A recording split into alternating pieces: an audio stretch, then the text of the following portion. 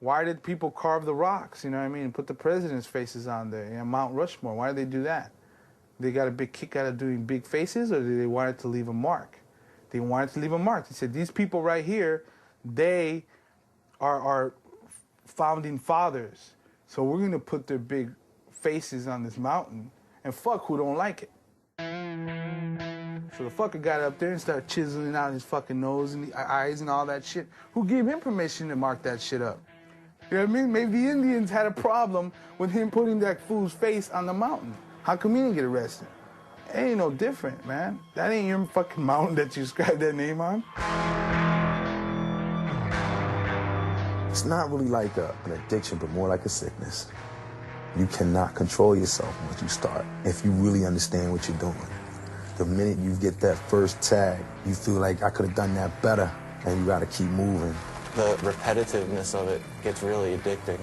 Every time you do it, you're like one step closer to your goal, whatever that may be. Graffiti is about being loved, hated, whatever, just being recognized. The egos, the beef, the jealousy, the law, the sicknesses, the injuries, the hatred, the violence. That's graffiti. I believe there are a lot of misconceptions about graffiti. I think it's nonsense to say that graffiti is black, or say that hip-hop in itself motivates or pushes graffiti. It is not one type of person that writes graffiti. It spans. It ain't even about my face. It's just about a name. It's somebody's alter ego, and it's telling its own story. Graffiti is just what it is, man. It's just writing on walls. They said, don't take the apple off the tree, and now we are with graffiti up on the wall. So people got to do stuff they're told not to do. I write graffiti, and you got to deal with it.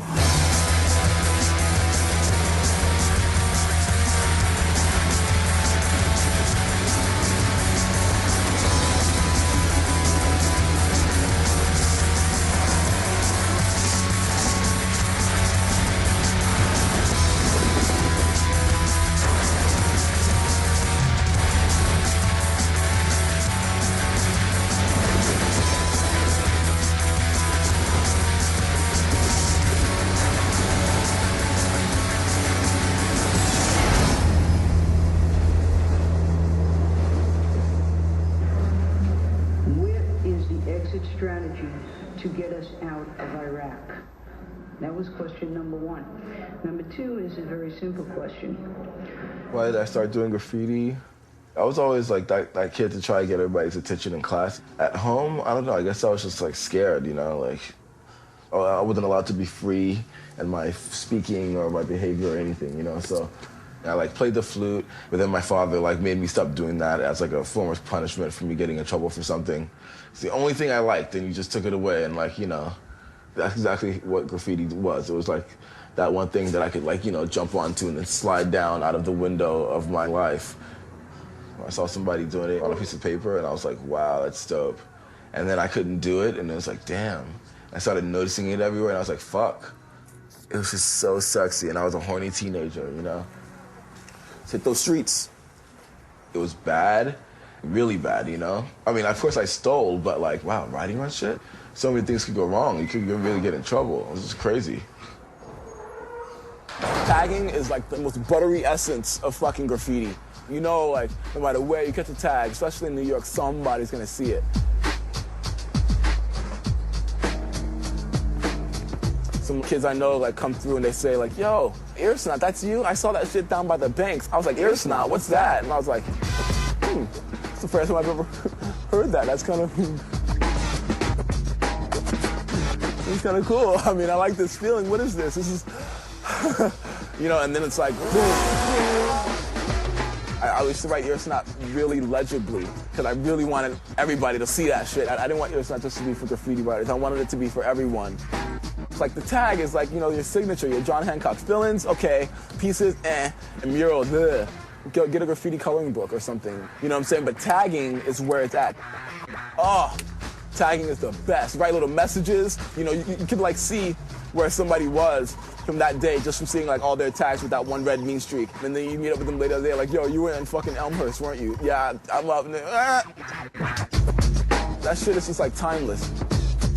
You can do it in daytime, Midtown, easy. Just fucking catch mad tags, like mad big. People in suits like, I didn't see that.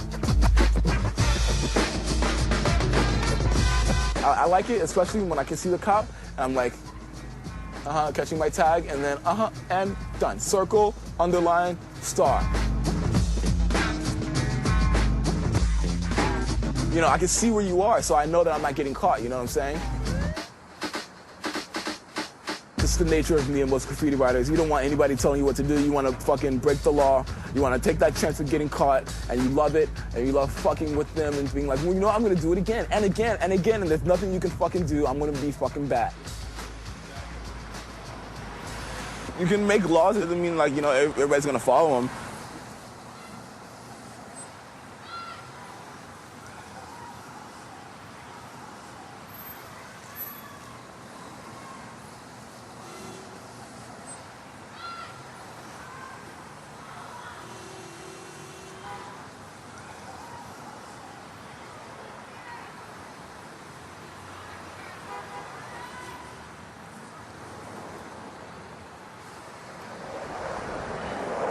You know, some people come up to me when I'm doing a mural and be like, wow, this is beautiful. I like the colors and I like these animals you put on there and incorporate in this whole thing. I just hate that damn tagging shit, though.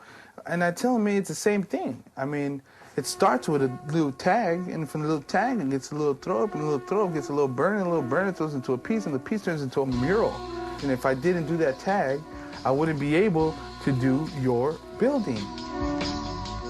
I never heard of Tumor till '92, and I hadn't been to downtown LA in a few months, and me and my boy Bus had got off the freeway just to check things out, see he was doing shit, and that guy had fucking destroyed it. Like, just all the way down Broadway, you go down Los Angeles, you go down, like, all the main streets, and he had so many throw-ups. It was kind of like a joke. Later, I met the guy, and he is one of the biggest humans I've ever met.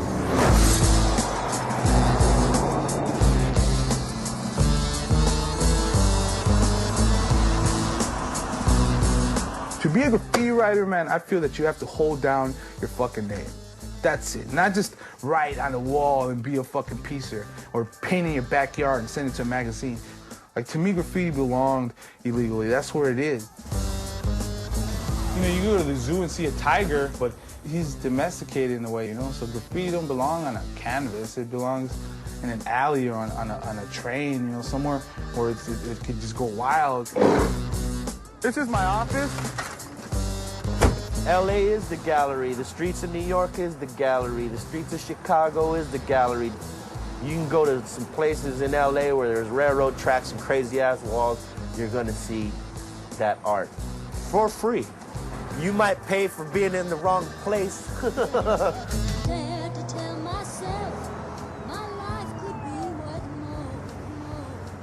To be a graffiti writer in LA, it's like gangs don't like you and cops don't like you. So you're in the middle of some fucked up shit if you live in the hood.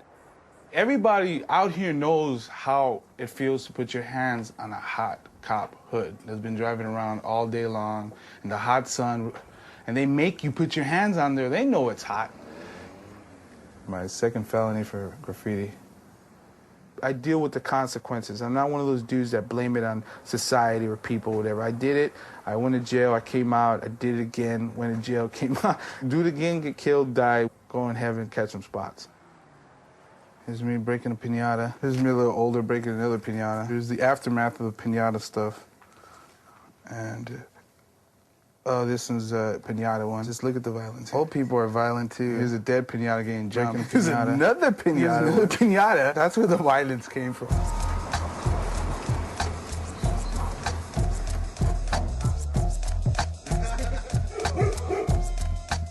I brought this motherfucker up since he was a little ass fool, and he takes care of me and I take care of him.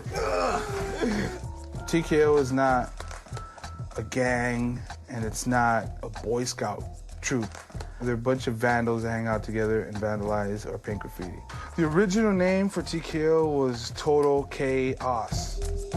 There was a lot of gangs around here. There was two big gangs. These guys would think I would be from this gang, and these guys would think I'd be in that gang, so they always try to jump me. How many bullets did you have? I took 5 bullets. Right here, my arm, in my head, and in my chest.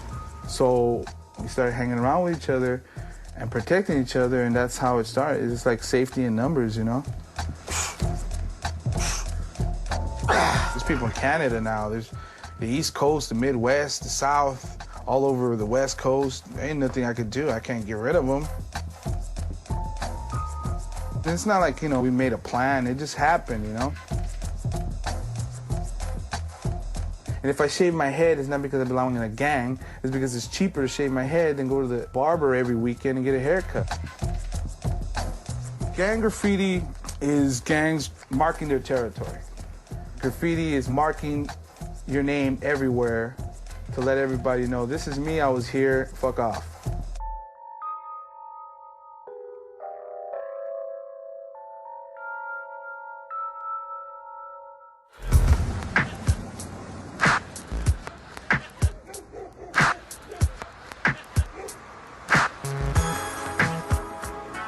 It's all about PMS. It controls all of us girls. What is it, a pink hammer?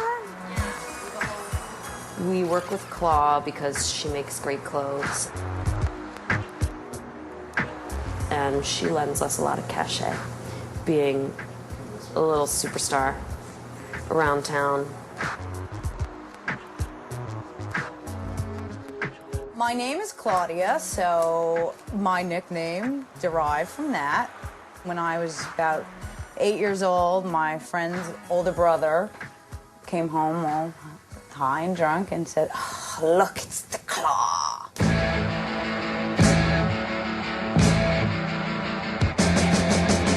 At a time in New York City history where a lot of shit's already been done, trains aren't here anymore, I think people need to do things to stay fresh and interesting, and I thought, like, an icon that represents what her name was, that was pretty exciting.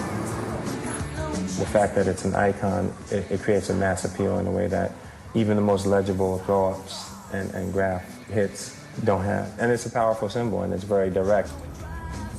I'm making my stamp, and I want to see it everywhere.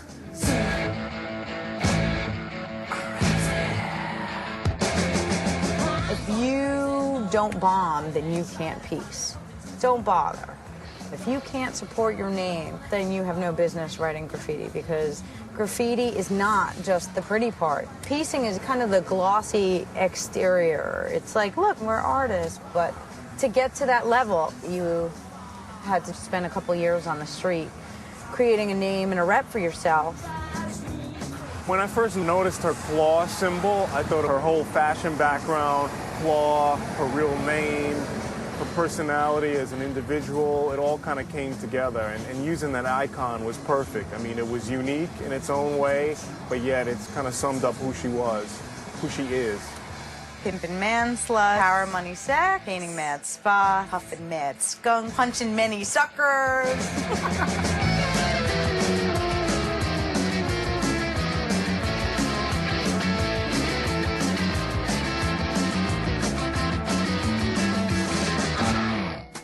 This was in high school.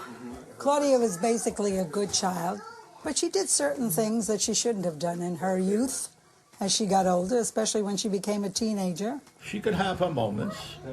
She could turn on a dime, if you know what I mean. Very rebellious, very rebellious. My other daughter is a physician. I don't think she's made the smartest choices, and I really do think she needs to wise up. If she were to be arrested again, it would be her third violation, and who knows what'll happen at that point.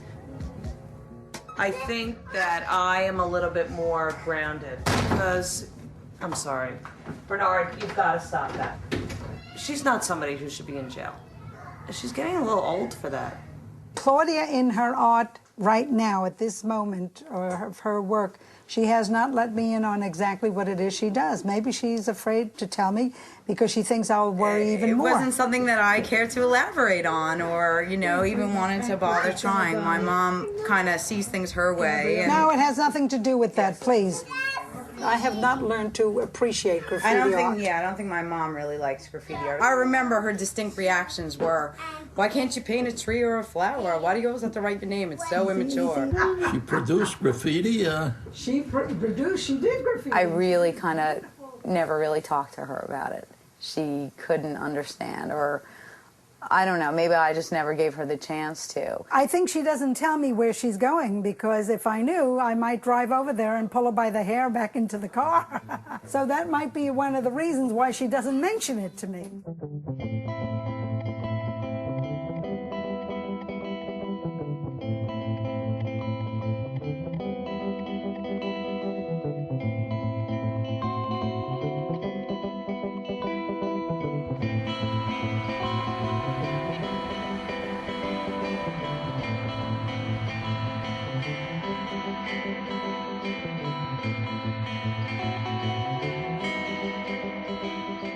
When I was younger and I would come into Manhattan with my friends and we would take the subway, you know, in the early 80s, the heyday of the trains, with 13, 14 years old coming into Manhattan.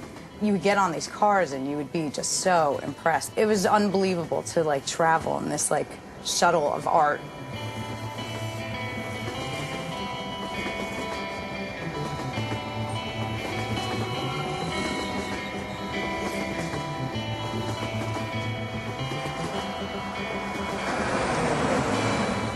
There was something in my life that I was missing. I did not feel like I was here. And I really wanted to prove to myself, like, oh, look, I am here. There's my name. Graffiti just kind of drowned out all the insecurities that I had about myself and just made me feel like I could really do anything.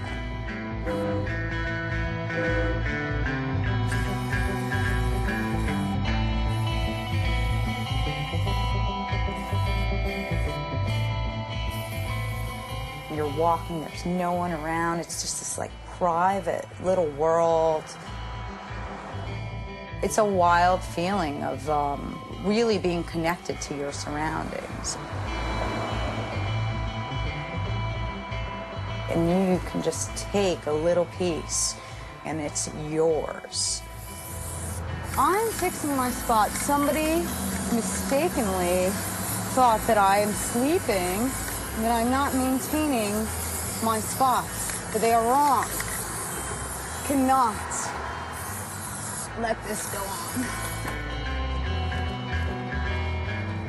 I was raised by train riders, and I have learned, you know, that if somebody else has a spot, you can't take their spot unless it's dissed.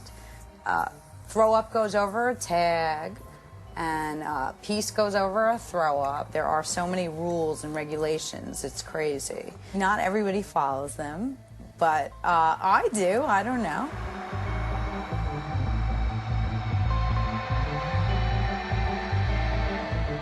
My boys from MBS. This will take 4 seconds to get rid of this. One time I was working on Crenshaw, a sign, all of a sudden I heard a backfire, found a bullet hole in the sign. So somebody apparently had maybe shot at me when I was out there.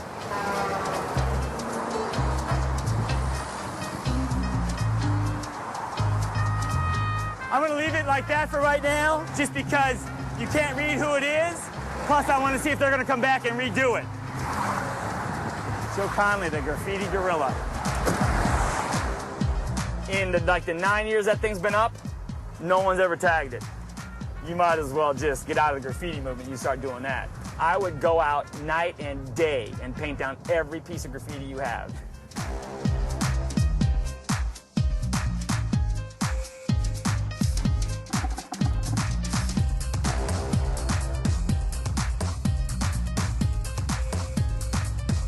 I mean, I've talked to lots of artists, lots of them. I give them my business card. I tell them if they come to my neighborhood, I paint this stuff down. You know, it's not their personal, it's just business. So, you know, some people aren't going to like what I do. I don't really care. I'm not a vigilante, I'm vigilant. There's a big difference. Confrontation is his middle name. It's not a lot. He's cleaned up all the graffiti and gotten rid of a lot of the crime. We like Joe. Joe's a good guy. When I started down here, these houses were $189,000. That guy right there is selling his house for $1.4 million. There's a kid that's writing up here. He's trafficking to school this way. He's only doing graffiti this way, and he hit all these stop signs around here. Everything around here, just a little with a grease pencil. Here he is right here, see? So see, now he's got some skills, because see, now it's darker. See, his old stuff was faded. So see, I would take a picture of this, because I'm going to go to school and ask all the kids who BLT is. And I know it ain't bacon, lettuce, and tomato. So, and then they'll tell me who it is, and then I'll go to his parents' house and have a little chat with him. And then that'll be it for him in my neighborhood. You get a kid and you bust him in his school for graffiti and you think you got him in trouble. When in actuality, what you just did was made him a hero amongst his peers. Now he's big time. Now he's hardcore. You add validity to him. Anti-graffiti, my friend, no tolerance. And look who they gave it to. Nubian Madman, No Mercy, 9mm, Nymphomaniac. Those are the things that I made up. Now, the other things that I heard, no money, no muscles, all that stuff. This is Philly, and we quick to hack a cat. North Philadelphia is no cakewalk. Philadelphia graffiti is basically a hybrid of graffiti tagging. Here, the tagging form is actually the most important. When I say hand styles, that's what we call tagging. And I believe that's just the script style that everybody does. When you come to Philly, you realize that you can evolve that even more. We have maybe 8 or 9 different varieties of tagging styles that everybody basically has to learn. I've never seen anywhere else in this country or around the world where people will write their name from the ground to as far as they can reach, and not being a piece or a throw up, but just being a tag. This was kind of plain, so I would be like, just to add a little bit more depth to it. Plus, I want to confuse people. I don't want everybody to always read what I'm doing. So that's basically how we're getting down in Philly. We have letters that stand up and letters that lay down. Now that's N, M, with the crown naturally. And letters that are so complicated that they mirror a heart.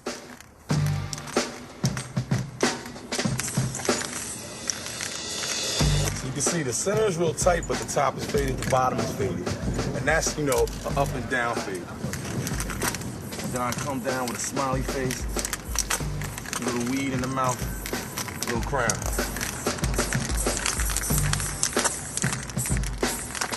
That's my name backwards.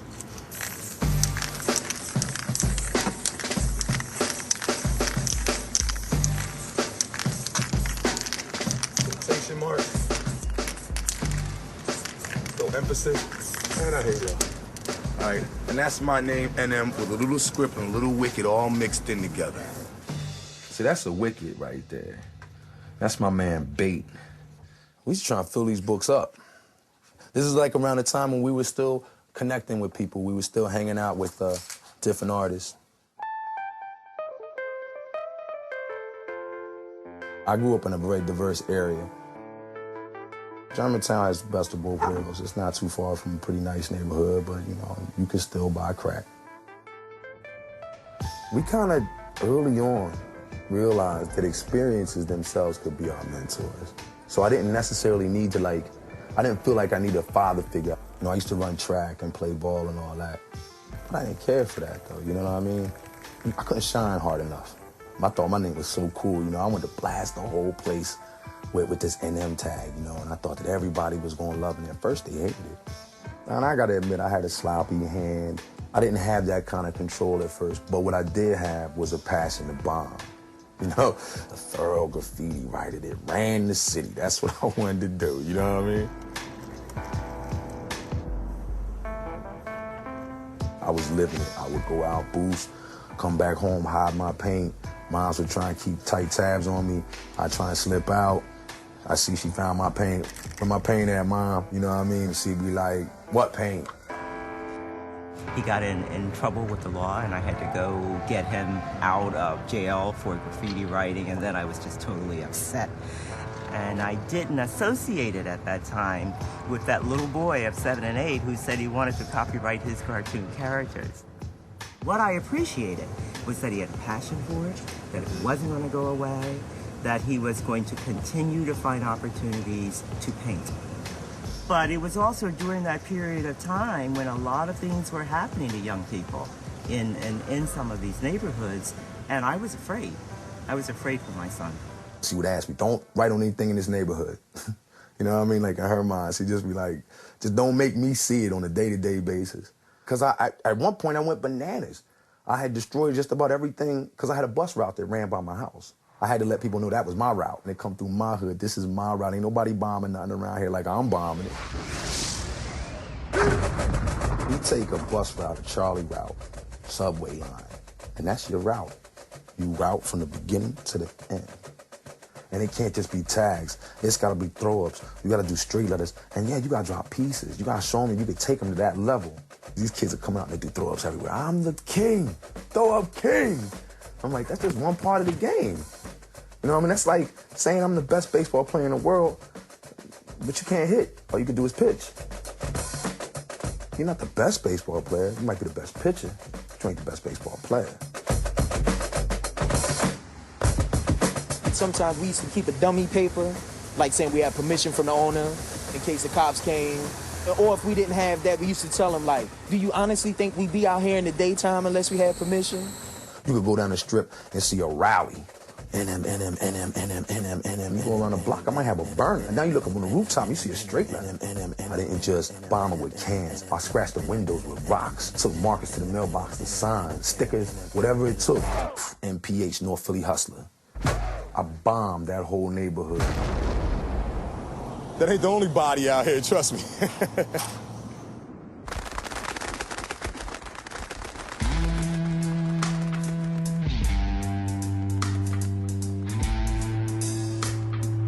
I find it amazing how many kids follow the art of Saber and his friends and all the other kids, but to hear the stories that they don't even know who he is. Some kids think he's a little Hispanic kid, and others think he's a black kid. Some kids think he's a short white kid. Some kids think he's, 16, and others think he's old.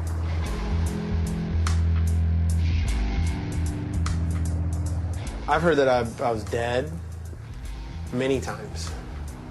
Graffiti is all about gossip. Hi, sweetie. This myth, it follows him, but it's a very two-dimensional character of who he is. He's infamous, if you will. He's got a larger-than-life persona as far as his graffiti accomplishments and his name. Laser blasts and gem spinners. That's Saber's reputation. And he's a pervert.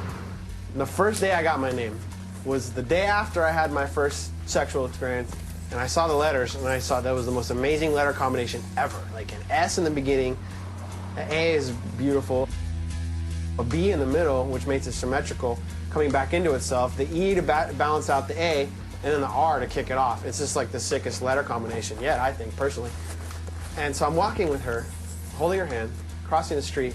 She gets hit by a car, gets smashed, was lying on the center divider, leaking out of her head. And simultaneously, I'm looking across the street, and the kid who gave me my name was getting jumped by these serious gangsters.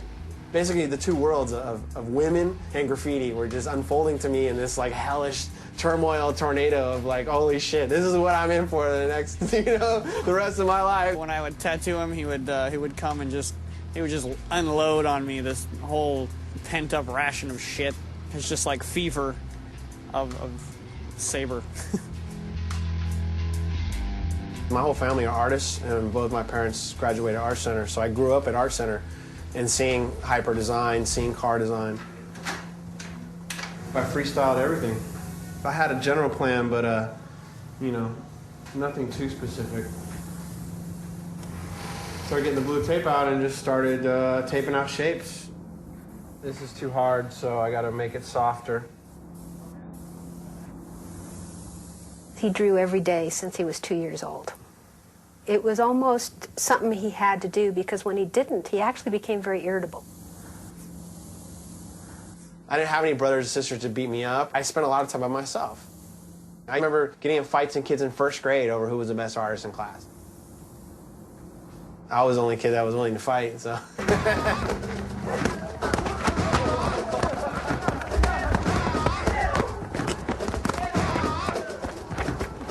I'll even show you how bad of a toy I was. This is my first piece. 13 or 14 is when he started to change. A skateboard can't exist without a cityscape. So I used to take the bus down to Wilshire, just to get away from the suburbs because I hated it so much out there. And then I started to see this little black book he would carry around, and I would ask to see it, and he was practicing his tagging. I've been known not to be the greatest tagger, but Eclipse definitely has one of the best hands, for sure. He's, the originator of our crew, and Eclipse plays a really important role in all of our lives since we were very young. He got involved with some kids that came from a whole different background, and somehow he identified with that. It was important to be part of AWR because it helped build, Los Angeles styles, and basically they were my mentors.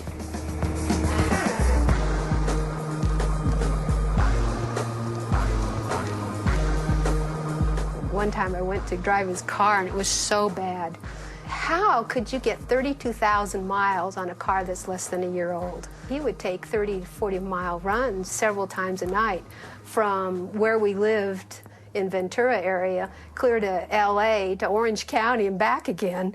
And in his trunk was solid spray cans.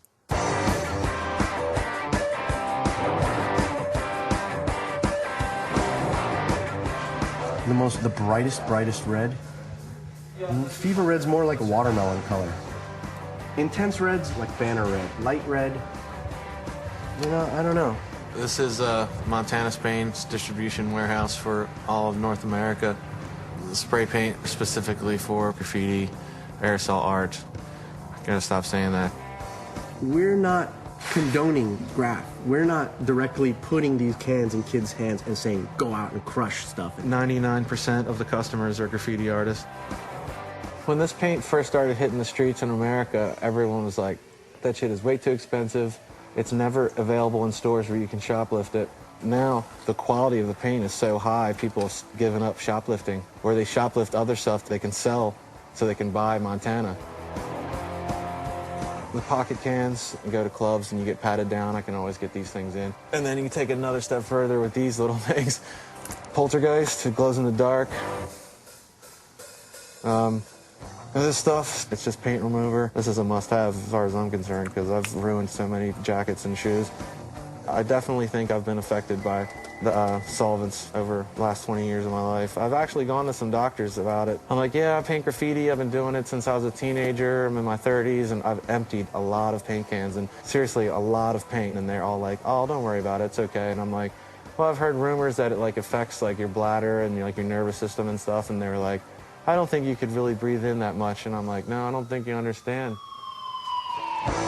The place is probably half full. There's probably about maybe 40,000 cans of paint in here right now. Knowing that people go through that many caps in like 2 weeks is like, that is a lot of vandalism. Like, holy shit. You guys got to send us a bunch of pistachio next time. Have I ever felt guilty? I don't think so. No. There's graffiti in the world. I'm not the only guy that's gonna write graffiti. I'm not gonna stop writing graffiti because there's a guy that has to clean it up. I hate to sound like a stupid teenager, but that's his job. I'm helping him out. Like, if there weren't people writing graffiti, they wouldn't need this guy, you know? Care less. Everybody feels sorry for somebody. I have a job too. People have written graffiti on my store before, and I'm like, okay, you know what? That's okay. You know, like, I can't control that. I'm not gonna get all Christian fundamentalist about it, you know, like, oh my God, your morals and your judge, you know, I mean, come on. Just let it go, dude. I hate religion. I hate fundamentalists of any sort, and I don't believe in a fucking snake in a tree. I'm not stupid. The Bible carries a message. To take it literally misses the entire point. And that same very message can be found without any knowledge of religion at all. Like, people will be good back to you if you're just good to people, like, you know, if you're honest. Like, those are things that people realize, you know, without religion having to tell you and make you feel guilty about shit. That shit is whack.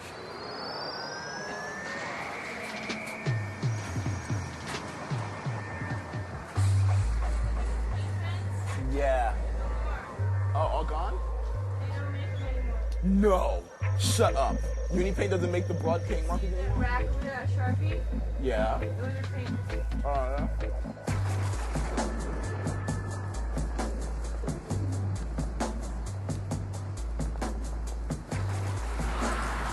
You don't need to be fucking David Copperfield, fucking David Blaine to get a couple of markers out of the store. But it helps in tight situations, you know? I shoplifted since I was like, what, 5, 6? It's like a game. You go in the store, you G them up, like, hey, what's going on? You got that customer shopkeep thing going on, and they have no idea that you're stealing, no idea. Or they know you're stealing, they've seen you in their mad times, and they still can't fucking stop me because I'm so nice. Me and him are like dead opposites. I think of consequences that aren't even there. And with him, it's just, you know, I feel like getting a CD player, or I feel like getting this or getting that or whatever, and he'll just go out and do it. There's mad things that I will not pay for, will not pay for. Will not pay for any type of Gore-Tex jacket. I will not pay for any type of like meats, like chicken cutlets, steaks, won't pay for that. Definitely racking that. I've spent money on shit before, you know what I'm saying? And then felt like really stupid about it, like, yo, I could have racked that shit. How do I feel about it? It got me through high school. These markers suck. What a waste of my time. I mean, I'll take it, but I'm not gonna be that happy about it.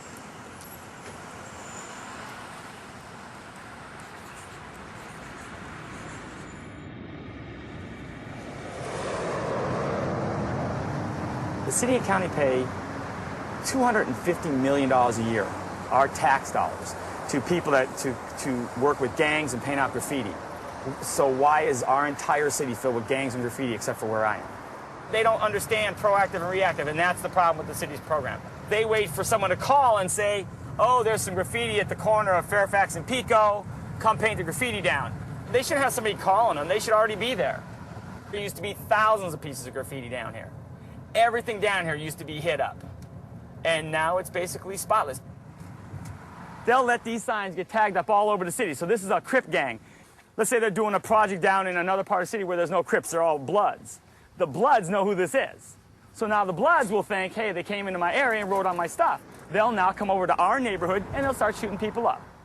Those people have a better chance to stay alive without that gang graffiti taunting them every time. The city refuses to clean those signs, refuses. Yet they have the budget to do it. You know what, I mean, I may not even have to rub this stuff. It'll just melt right off.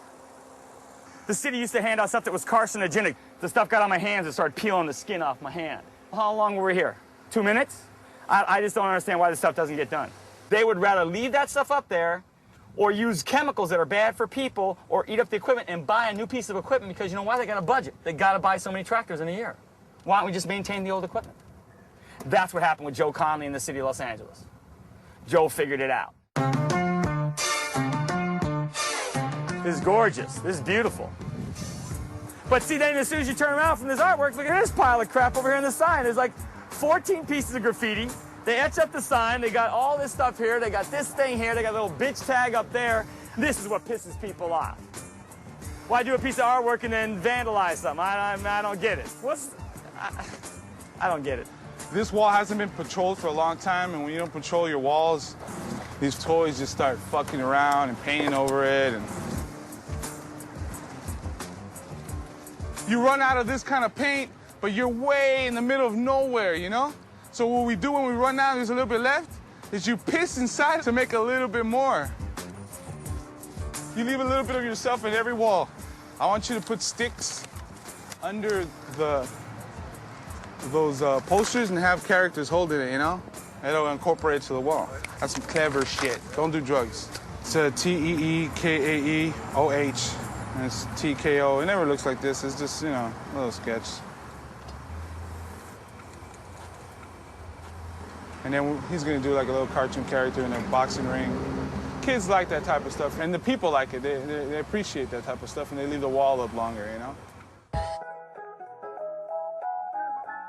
I was 2 years old, and my brother and my cousin were hearing the ice cream truck pass by, and they were like, go get us some ice cream. You know, me like a dumbass goes across the street, grabs the ice cream, comes walking. As soon as I get a little taste of the ice cream, a big truck comes. Bang!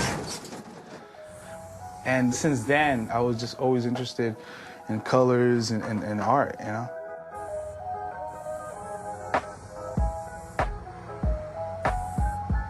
He started drawing in the table, in the wall, in the bathroom. He was in the bathroom and he was writing. And I get mad at him. I told him, you gonna clean it up? What year was that? I think when you was 8 or 9 years. That would have been 1980? See, I'm old school, man.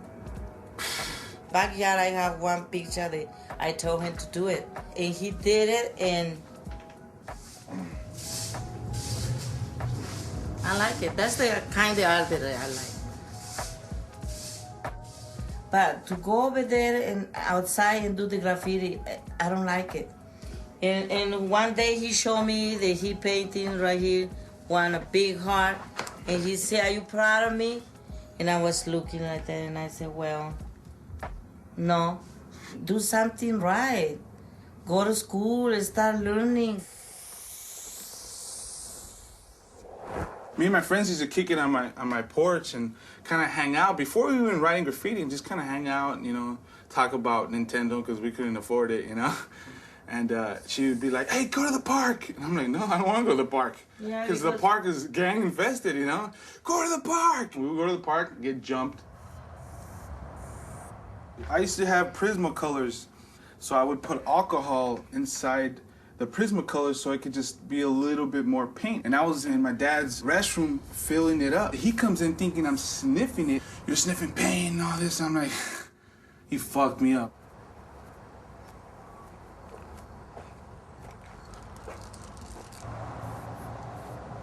When I'm painting the graffiti, I feel good, man. All the stress is gone, all the drama is gone. It's me, the wall, the paint. I might get sunburned, some might be 100 degrees, I might be thirsty or hungry, but I don't leave the wall until it's done, you know? Hey, don't worry, here.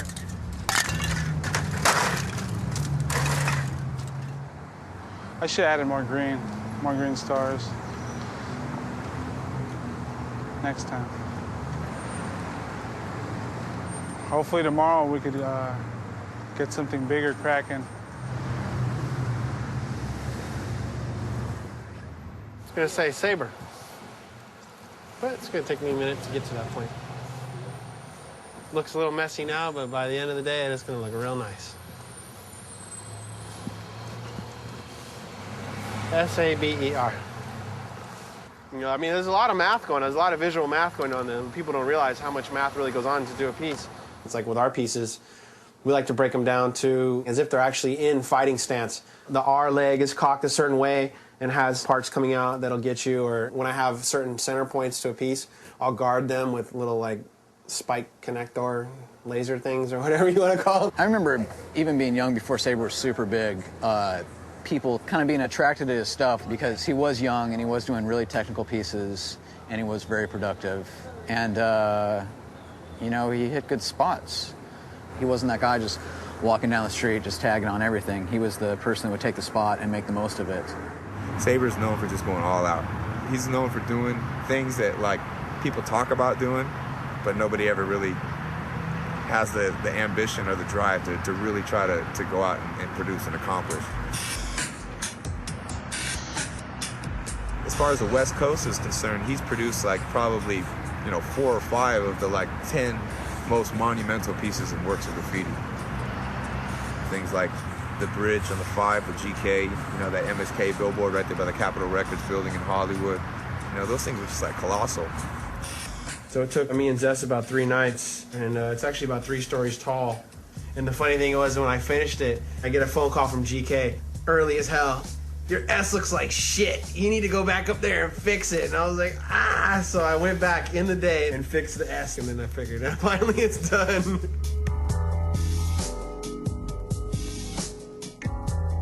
Everything in my life always revolved around doing graffiti, as far as I put that in front of my family, in front of myself. You know, I put my parents through hell for this. There were points that became very low, yes. In fact, it was very disruptive to the family, to my husband and I as a couple, but also as financially. It was hard on us. We both had jobs that we had to maintain, and it's kind of scary when you pull up from work and you see a police car outside your door, and you're not sure if it's just because he's in trouble or they're telling you something worse than that. Because I've known his friends have been killed, have been shot, stabbed. I've known that he's been beaten up so bad one time that I thought I was going to lose him with his eye. He wasn't going to have an eye, and he had brain damage where he had to go back through training, educational training. And years later I found it was his own friends that beat him up to jump him into this sort of quasi-gang thing. And I had brain hemorrhaging and short-term memory loss. I was in the hospital for 2 weeks. His knees are blown out, his shoulders are blown out and can't be repaired. Things like that to me have nothing to do with the art. I couldn't understand how defiant he started to get, and it had just gotten to a point where nothing worked. Praise didn't work, threatening didn't work, punishment, restrictions. Eventually, I told him, I'm going to do this anyway. I'm either going to let me go, or I'm going to sneak out of the house, I'm going to steal the car, and I'm going to drive into LA, I'm going to go hang off a bridge. And I'm going to steal some paint on the way there. And I remember throwing a handful of cash down the stairwell at him. And I said, pick it up and don't come back. Call me. I always want to know what you're doing, but you can't live here anymore. That, I think, was probably one of the lowest points, because the last thing you ever want to do is throw your child out of your house.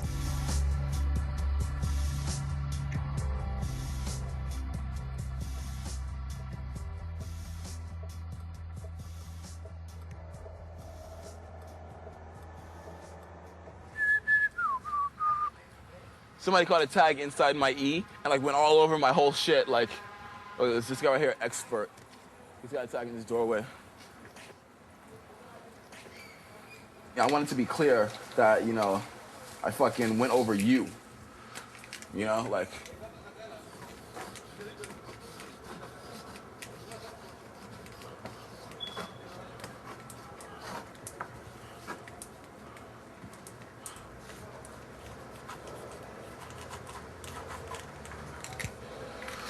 That's what's up. Oh. Okay.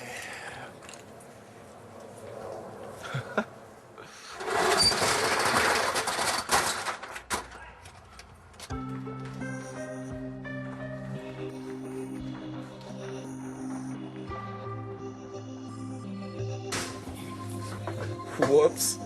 This never happens. I'm way smoother than this. Ow. My father wasn't very good at paying bills. He never had a job, per se, but he would somehow bring money in, which a lot of it went to drugs. Like on one of his birthdays, you know, one of the rare happy times of the year and shit, I asked him how old he was, and he's like slaps me mad hard. What the fuck just happened? You know what I mean? I was like, he said something about it being disrespectful, and I'd be asking like, yeah, old days, how old they are. There was very little affection in our house growing up. You know, we were raised by television. That's pretty much where we got our sense of family from. Yo, Curls, what's up? We got those 4s in, those gray 4s, gray and black, they're hot. So it was hard, but we just found ways to occupy our time. I was in the bathroom of some hotel room in Jersey with like dishes in the sink that we had just finished eating. And my parents were yelling like put downs and shit at me. Like, I wish I knew exactly what it was that they were yelling at me about. It was so stupid and frivolous. They were just taking out their frustrations on me, and I just wasn't man enough for it. I couldn't take it anymore. It was just like they've been doing it my whole life, and I was sitting there and I'm like, dude, tomorrow I'm not coming back from school. I'm just like out. There's a lot of care and tenderness that goes into handling sneakers. And I was just like, I'm gone. And I didn't come back.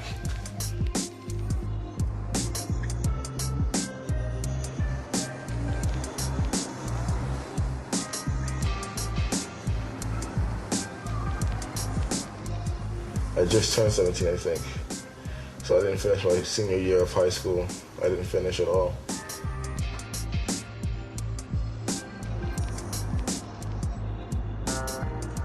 I like skateboarded with my friends all day, and then like at the end of the night, it's like I just fucking go on the train. It was all good, and just rack everything I needed because it was just sweet like that for me to reels.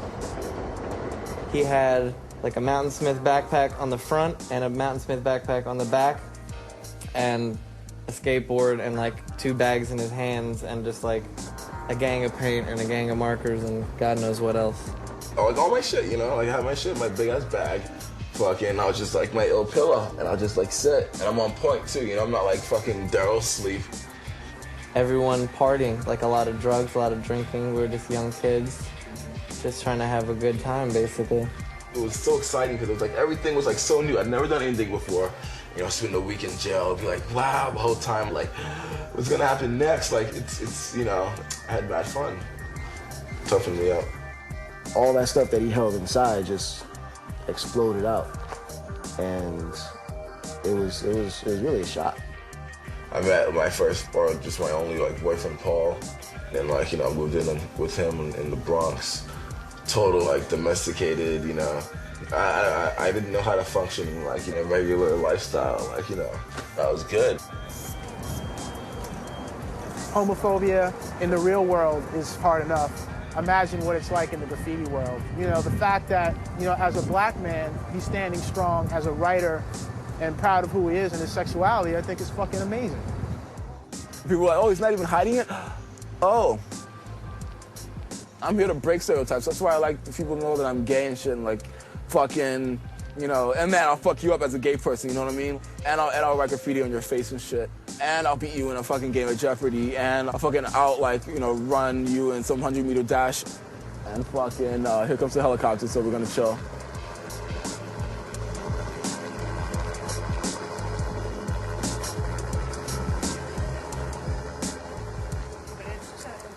Oh, it's police. Is it? Yeah. It's not police, it's security or something. All right, well, I saw a little light. Miss 17 and I paint illegal graffiti in very high traffic areas where it gets a lot of attention. I like to call them jock spots. There are spots that, you know, men would be concerned about being at, you know, all hours of the night, and I know she's up there with like 17, and I mean, I've been in the boondocks in the middle of the Bronx and, you know, in crazy kind of locations, and I've been like, damn.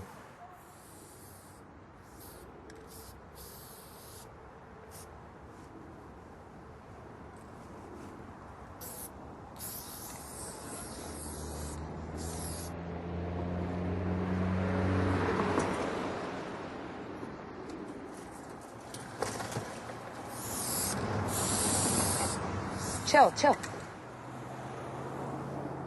When we go out bombing, we are one unit. I mean, we just take turns. One of us is going to look out, eagle eye, every direction, make sure nobody's coming. That's how you have to do it. If you don't have each other's backs, no one's going to get your back for you. PMS for life. It's the only crew I will ever rep. Going to these really fucked up neighborhoods, and essentially I'm this little white girl running around wherever I please, writing my name. And so when I teamed up with Claw, suddenly it became more obvious that I would be a victim because we had guys following us and we had guys trying to hit on us and didn't want to take no for an answer. This guy's backing up because he thinks we're hookers. They always think I'm a hooker. And a cheap one, I might add. Anybody messes with me, I'm gonna spray him right in the face. Stop! Hold it! Freeze! Now!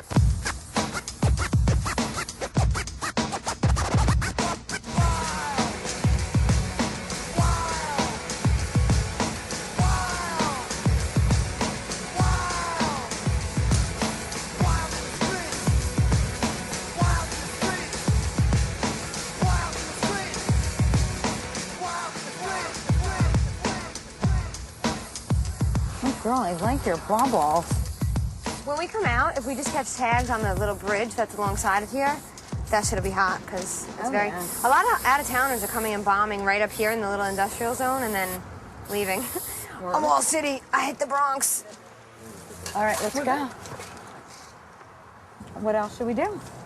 We could do that shit on the Bruckner, but right close to here. Yeah, that'd be great. Do we have to climb a fence to get in there? No.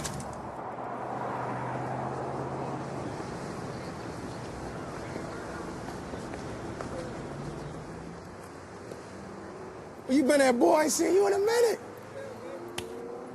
Yo, what's up, Wiz? It's your boy NM. Big Wiz. Play, let me get a snack. Come on, I ain't gonna snatch your fries. Come on, let me get a snack. CJ. That's that Philly stone face. Yo, I'm gonna stop through, man. I'm gonna tell Ernst we gonna get together, go hit the bar. I'll be here for Get your pass from your lady. WAB, we ain't bullshit. White and black. That was the crew. OTM, out taking money. So that'll give you a little bit of an idea of what we were about. If you're truly a graffiti writer, you cannot deny the fact that you are committing crimes. And you can sugarcoat it all you want to, but if you're breaking into things and you're stealing your supplies, you're a thief. If you're somebody that steals paint to support the graffiti that you want to do, eventually that goes into another level. You want to go to a party, you want to look good, so you go steal some clothes to go to the party, you know what I mean? We used to stick people up Used to rob people, a lot of fighting. I must have got locked up 6 or 7 times in one summer. And, you know, I don't know how I beat every case. I know my mom was upset because she felt like I wasn't learning a lesson here, you know what I mean? You get locked up and you go in there and you beat the case and then you walk out with that smug look on your face and she's like, wow, this is never gonna end. But my mother, you know, as supportive as she was trying to be, she was still just my mother, you know what I mean? I didn't have a father figure, so I found all that, like a lot of youth finds it, in the street, you know? I just didn't happen to find a gang.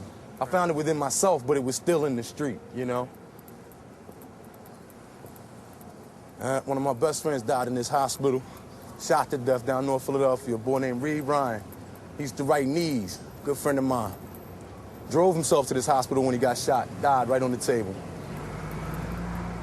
That's a Sam tag right there. And that's old, man. My man been dead for 10 years. Sam's mom lived right there. It's whole family. And this the piece that I did for him up here. Yeah, I did this a while back. I had Espo do that with me. Sam Martinez, lost but not forgotten.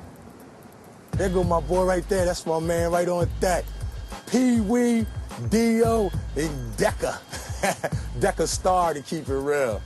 Yeah, that's what we used. That's that Philly hand style with the fade right there. But I was telling you about the up fade. You see the dots popping? See that? Boom, boom, boom. Philadelphia, we were very blessed to see our old heads come back in the past 10 years. Chad-ism, TRK, the real king. That's what he go by. That cat has always been bombing forever, man. Talking about all of them. And they took the city epidemic style. That Philly graph is so strong that once they saw one of their buddies go out, they had to go out. And somebody saw them 2 cats go out, and they had to go out. So you saw everybody. I mean, one of them was my postman. He used to come deliver my mail. I had no idea it was the bull. You know, and he was infamous as thing Satan. Infamous, the bull. This a war. He got X'd out by a dude who wrote B.E. That's a bull right bait. He older than me and been writing longer than me. He'll never stop. Him, Catism, it's like 10 of them that are like, we'll never quit bombing. Gotta respect him for that.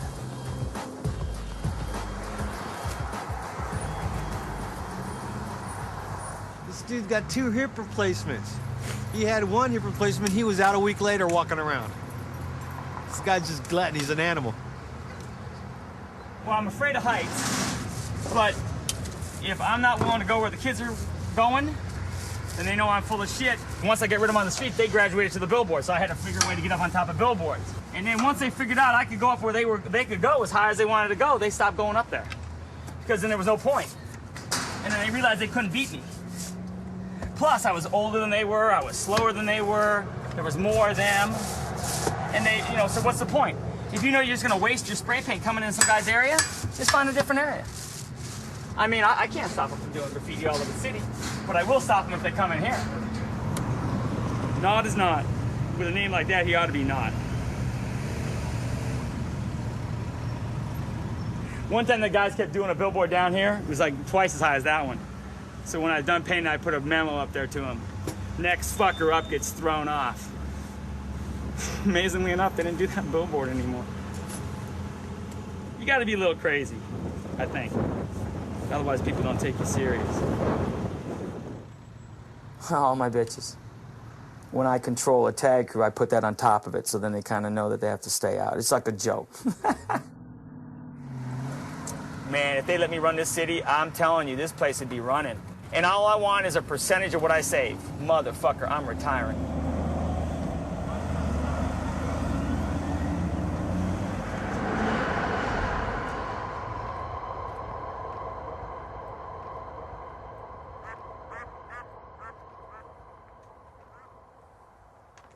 We're the Oakland Tracks. This is a pretty famous yard. It's been getting painted for a few decades. I've had many pieces on this wall right here. Oh, I like that Beats. That's pretty fresh. It has a lot of motion to it, you know?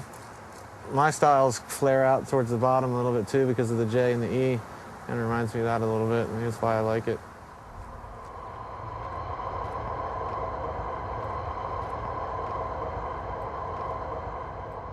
We're benching. That's an old term from New York City, from sitting in the subway stations, sitting on the bench waiting for subway cars to go by and look at the pieces. I know that people absolutely love trains and they're really romantic about it, but I mean, I love them too. I just happen to love writing on them, and I love seeing them with graffiti on them. The motion of it is a powerful thing. That tag I did in probably Baltimore and DC like 8 years ago. And it's come a long way. I grew up in Baltimore, like right on the edge of the city, suburbs. Right after my parents got married, my dad got drafted to go to Vietnam. He was a helicopter pilot, and their helicopter was shot up, and there wasn't one bolt found, a couple parts to machine guns, and they found my dad's gold wedding ring.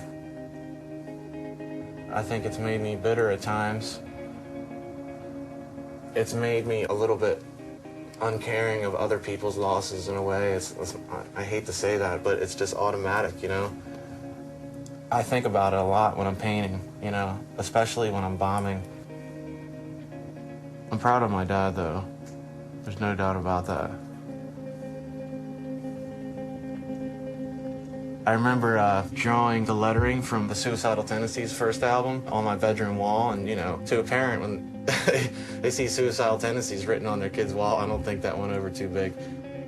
I think I wrote Graffiti Strikes, and then I changed it to Master, but I stopped writing that because people were writing Bader after my tag, and that wasn't really what I was going for. I think it's just more natural to write your name than to make up something, you know? At that point, I was getting into so much trouble other than graffiti, like, you know, breaking in businesses and stealing safes and doing smash and grabs and, like, just stealing cars like it was graffiti, like, oh, I can get the baddest car tonight, you know? Graffiti saved me from that shit. I started, like, learning that, man, my friends that I do this other shit with, they're scumbags. I don't want nothing to do with them. I want to hang out with these writers. You know, they're, like, far more interesting, honorable people. Jace was the first person to ever take me racking. It was like a good trade-off, I guess. Like, I was the first person to take him to do freights.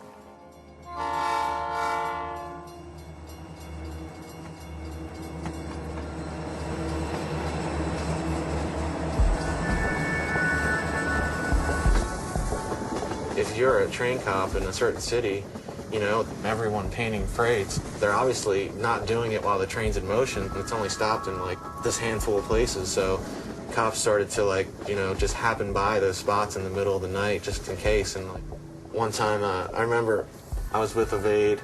I just did the outline of a J, and I hear a cop car, like, just mobbing down the tracks at us. They stopped the car and like, freeze, put your hands up.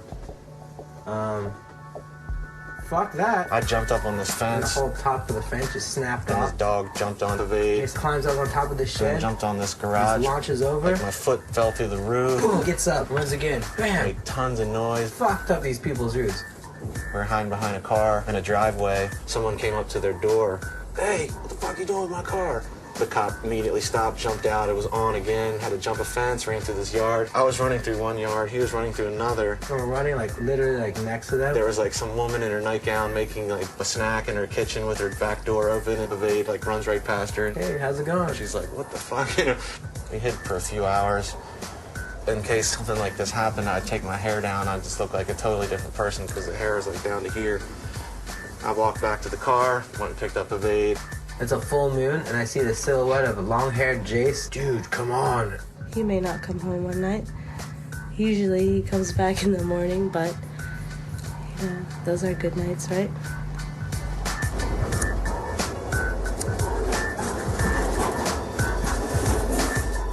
A lot of people go and they paint freights, and they'll do, like, a piece in, like, a couple of tags, and then that's it. That's, like, the appetizer for him.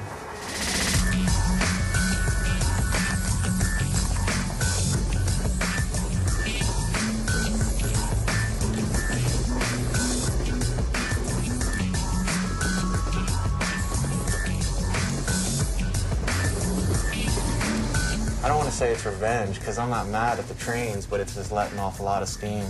Just smashing car after car after car. And it's like I'm at war with the train, you know?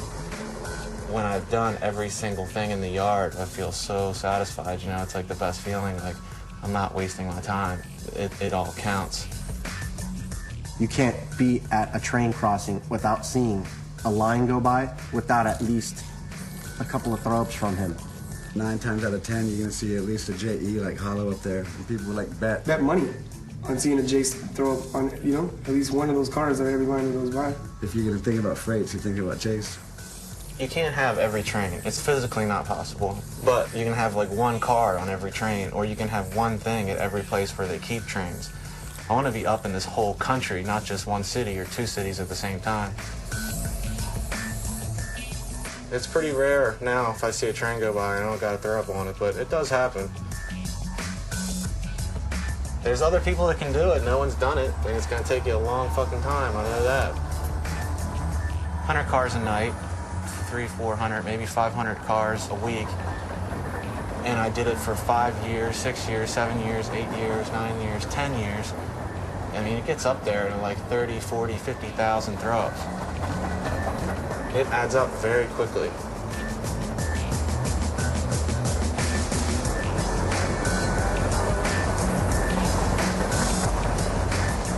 My graffiti's seen more of this country than I ever will. It's seen everything, you know? And it kind of takes on a life of its own when you think about that. I had 3 cars on that train that just went by.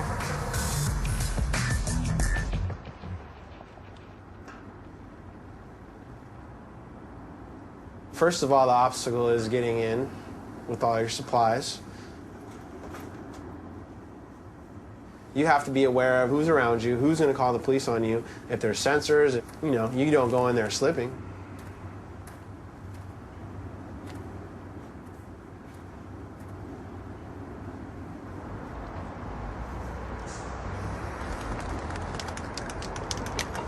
And then, you know, you begin your project.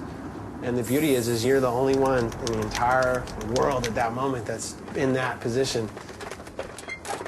I've been in plenty of situations where I've watched the world unfold in a way that most people don't get a chance to see it. And that's 12 stories up, hiding from a helicopter.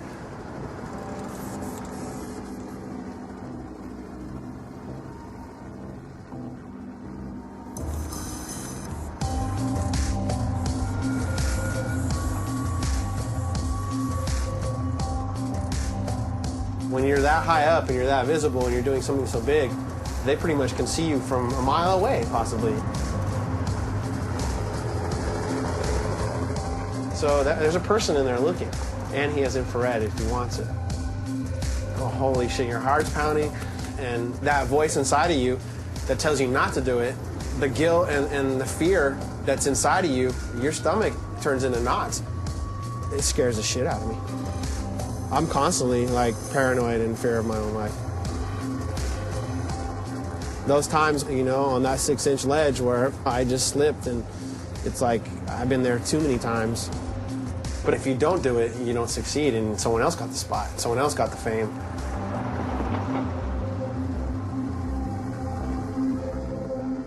Every single graffiti writer is a manic depressive, insecure person, because that's the only thing that makes you want to go out and write on somebody's shit.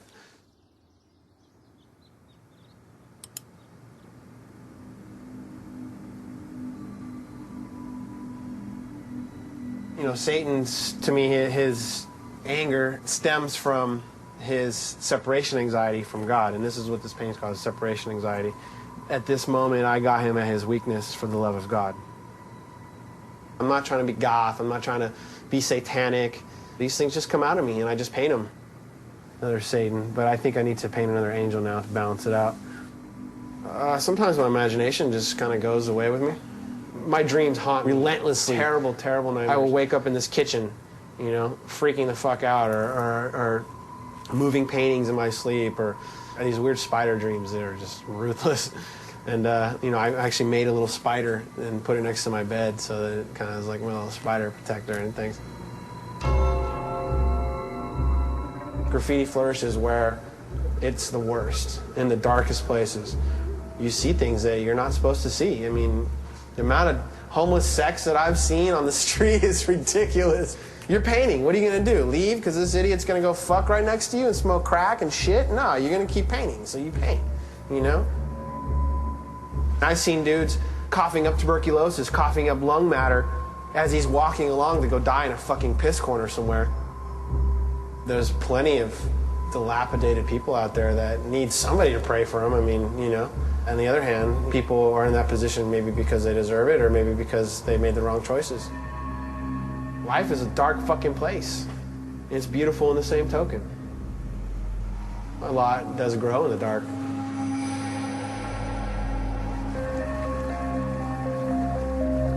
I've been coming here for 14, 15 years. But I actually fell in the river one time. I got caught in the currents. I had to get a hepatitis shot the next day.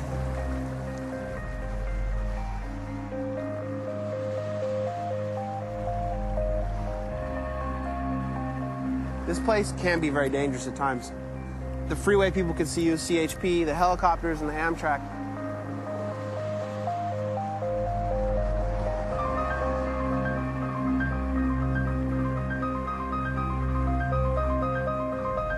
It's a strange place. It's just kind of like some no man's land. A lot of texture, I guess.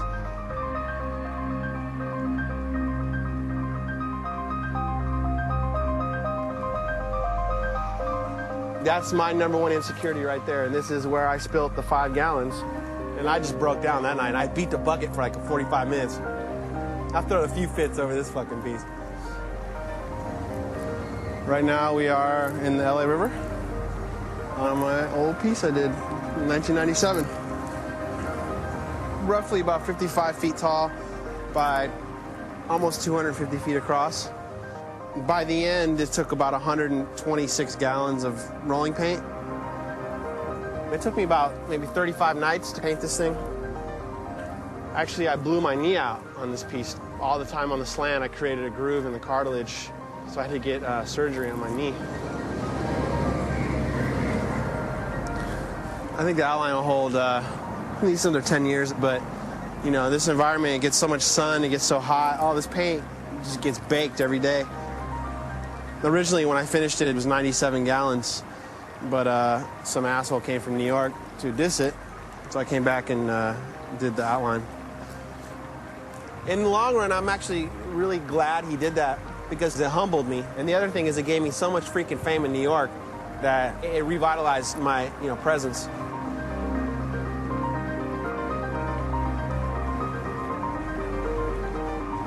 I wish it looked like it did the day I finished it, but I guess it's a blessing that it's still even here at this point, you know?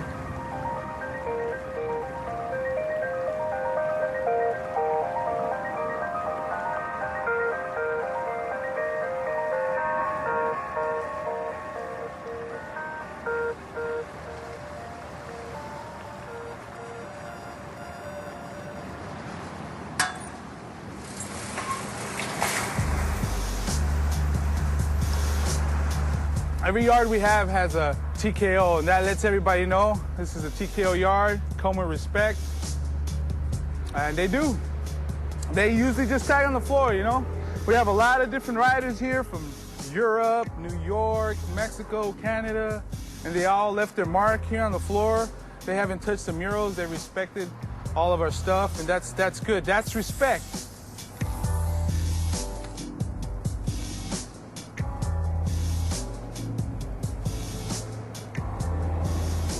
That's my homeboy over. He was a young kid, 21. Earlier this year, he was murdered while we were helping tribe move her stuff.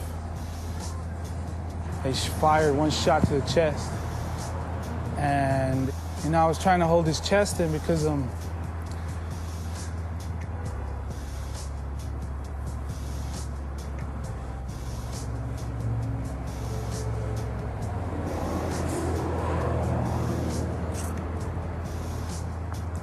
that's what I see on TV, People trying to hold their wounds.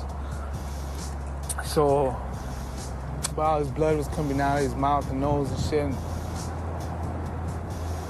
I couldn't help him. I screamed for help. But nobody would help us, you know? They just seen us as gang members or whatever, so why help gang members, right?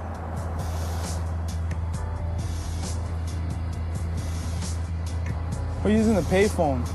We're using a fucking payphone, you know? Honestly, it's just like the graph, man. It's a matter of the odds.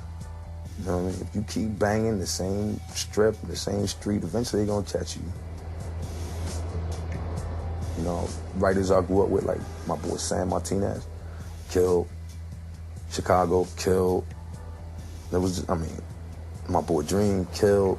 Reed, killed. All these people that I was close with, that I grew up with, that did the same type of stuff that I did. You know what I mean? They all died, and the rest of them, you know, a lot of them went to jail. At one point in my life, I got into a horrible altercation with a guy, and I paralyzed him on the left side of his body. It was terrible. It was a fight, and you know, the kid was on drugs, and I had knocked him down, and he tried to get physical with me, kicked me as I was coming after him, and I kicked him in his head and fought him a little bit more. And the next day he woke up in his bed, paralyzed, pissed on himself, the whole nine. The detectives were coming for me, you know. I almost wanted to break down crying, like, oh my God, what did I do to this guy? Or I'd start thinking about his mom and what his mom was thinking about it, you know what I mean? And I wouldn't have done that to anybody. Plus, like I said, I had done so many things that had worked against me when I lost my temper, that it was really time for me to reevaluate how I was going to deal with situations, period.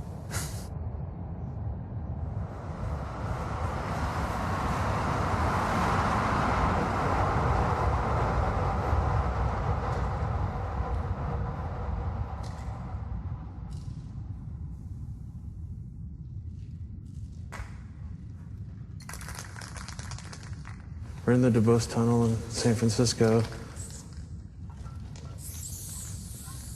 I'm only going over spots that are dissed and bullshit. Oh, it's too damn dusty.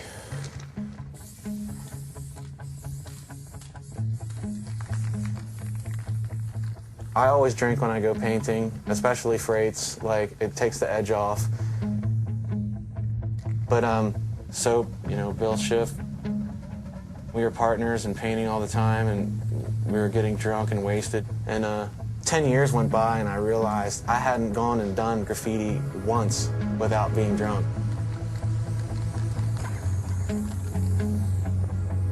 You know, and I pissed off a lot of friends, pissed off my girlfriend, and I'd passed out in yards before.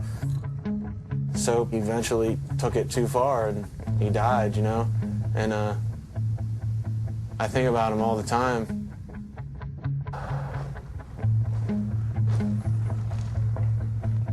But then there's the thing with bombing. My stuff looks fucked up if I don't drink because I'm scared. And I can't concentrate on what I'm doing, and I'm like freaking out on all the sounds I hear in the background, you know? I need to get wasted, or I end up just driving around the city all night looking at spots and not getting out and painting any of them.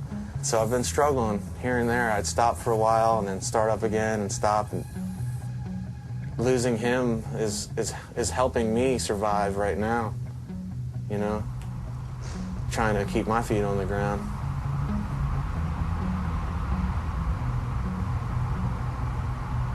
I don't know, you may see me stumbling. It happens.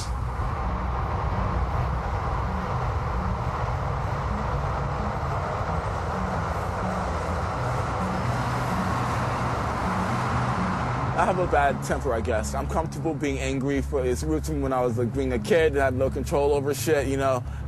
Like all these types of people that don't want fucking violence and graffiti, but they still want all of the, you know, spice of New York culture at the same time. It's like, you know, come on. If you can't fight, then that says something about you. You're not gonna be able to survive on certain levels.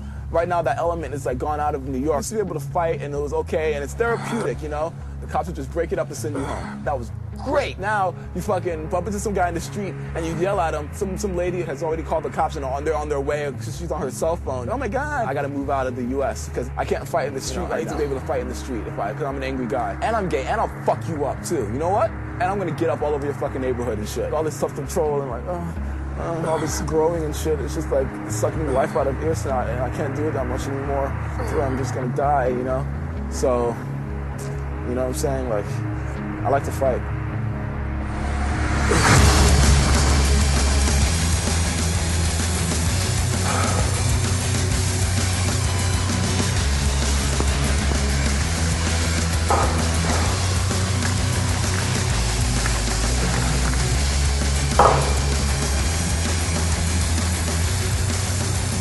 You know, like, you think in your head, like, yeah, I got a bunch of fucking soldiers and they're gonna go out and do all kinds of shit. But then something happens to them and you're just fucked. You're fucked in your head because you just totally fucked this kid's life up. This kid just went out and did some stupid shit and you're gonna fucking burn in hell for it because you fucking put that shit in his head. Ty was climbing up these stairs, so he did his throw up. And this man who had sensors on the stairs pulled him down off the pole and started beating him down with the butt of the gun. Ty screamed for his life, and as he flew down the fucking stairs face first, that motherfucker shot my friend in the back of the head and blew his fucking head off. And so... Their wives and girlfriends and mothers look at me like, you motherfucker, you're the reason why my son, my boyfriend, my husband is going out and fucking up in the streets. Because they want to be in TKO. His parents didn't know anything about him. His parents didn't know the legacy that he left behind, that it even mattered. You know what I'm saying? They didn't know anything about their own son. If it was for me, then I'm ready to die and I don't really give a fuck. But fuck if that's gonna happen, because I got a little sister that wants to see me. And I got a mom that wants to see me every fucking night when I go home. I did have a choice, but, you know, I failed to recognize the good choice from the bad choice. And could have got married, could have had kids, I could have had a good career. You know, I would have been better with my family. And I lost all that shit forever for this graffiti.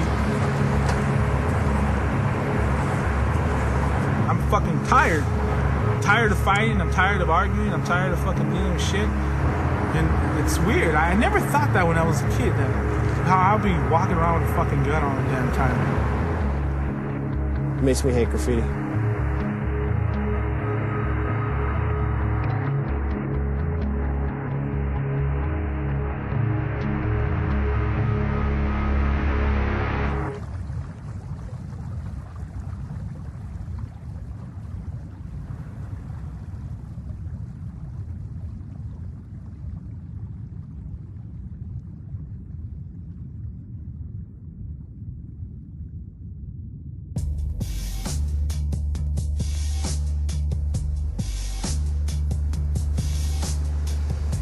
They all got bad luck stories. Maybe that's part of the attraction of it. I don't know. I personally, I'm tired of going to funerals. I'm tired of giving eulogies. I'm tired of that. I just have like a lot of love for people that want to get out and express themselves. If you go through life just taking care of your own stuff, then you've really not lived your life. You need to do stuff to make people's lives better. Look how beautiful that is. See? That's. See, she wrote on the paper. That's what you're supposed to do. You don't write on someone's property. Unless they say it's okay to write on their property, then it's okay. You go write on the paper right now. That's a good idea.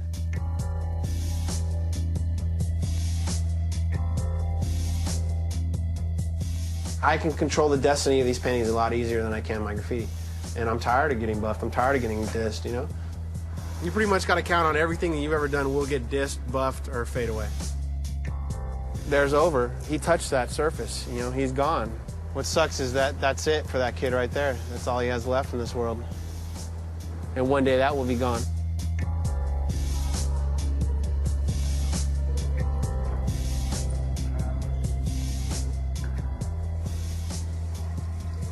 So now we are in the LA River.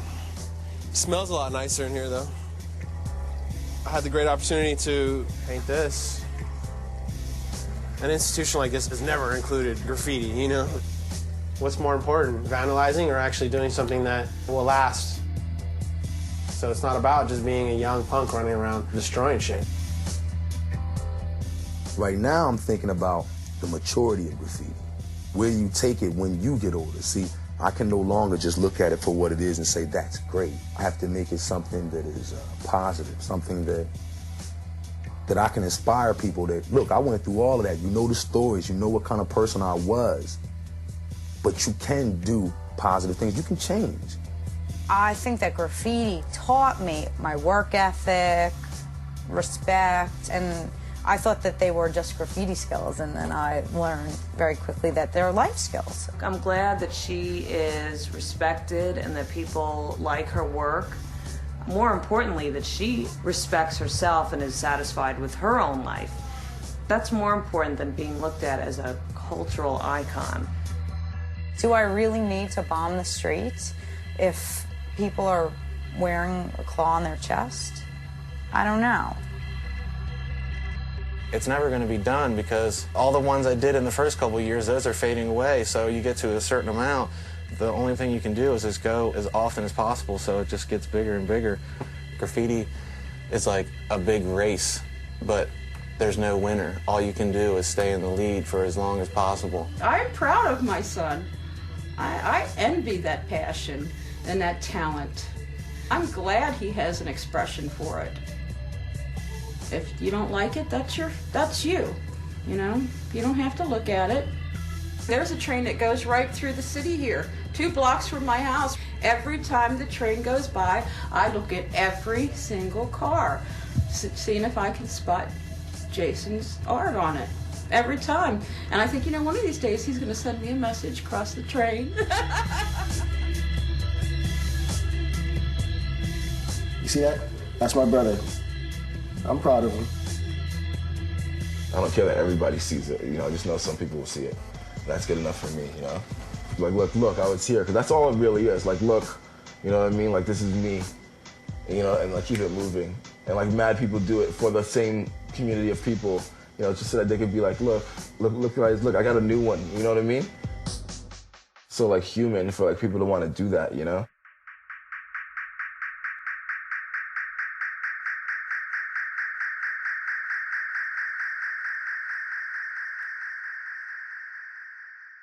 It's over. You know what I mean? Well, I mean, here in the United States, it's over, but the rest of you motherfuckers around the planet.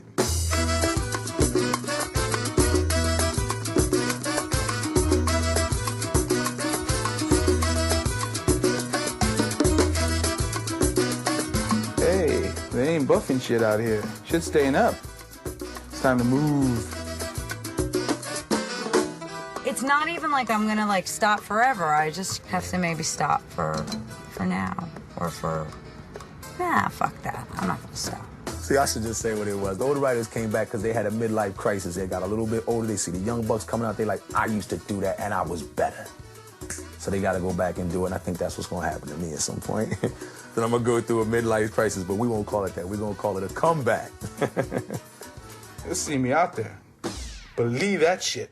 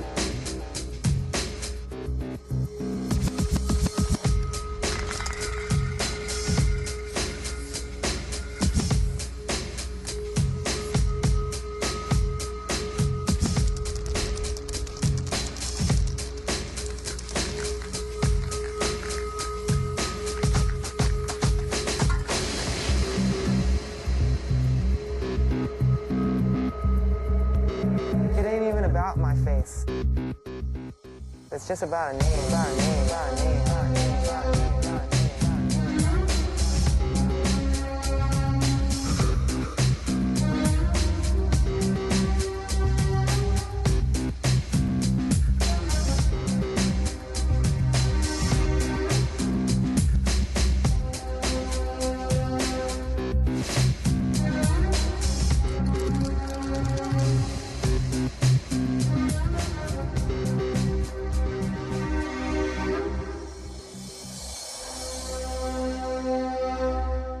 You want to date penguins, man, knock yourself out. I'm all for it. Doesn't bother me.